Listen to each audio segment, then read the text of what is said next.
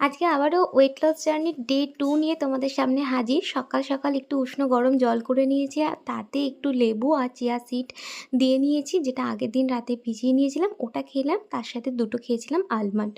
এটা হচ্ছে সকালের ব্রেকফাস্ট। আজকে নিয়েছি ফ্রুট রায়তা, টক দই আর একটু ফ্রুট নিয়েছি, আর তার সাথে চিয়া সিডটা ভালো করে মিক্স করে খেয়ে নেবো। আমি বরাবরই এই ফ্রুটের যে সমস্ত ব্রেকফাস্টের আইটেমগুলো আছে সেগুলোই প্রেফার করি। আমার কাছে খুব ভালোও লাগে। আর এই গরমের সিজনে ঠান্ডা ঠান্ডা ফল বেশ ভালো লাগে। একটু স্কিন কেয়ার করে নিয়েছি, আর এবার চলে যাব সোজা লাঞ্চে। আজকে লাঞ্চে বেশি কিছু জোগাড় হয়নি। নিয়েছিলাম রুটি, একটু ঝিঙে পোস্ত আর একটু শসা আর পনির, আর তার সাথে একটু ডাল। এটাই আজকে লাঞ্চ করে নেব।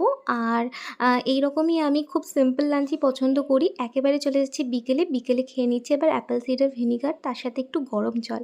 এই তো ছিল আজকের মিনি ভ্লগ। যদি তোমরা কেউ ডিনারটা জানতে চাও তাহলে কমেন্ট করো।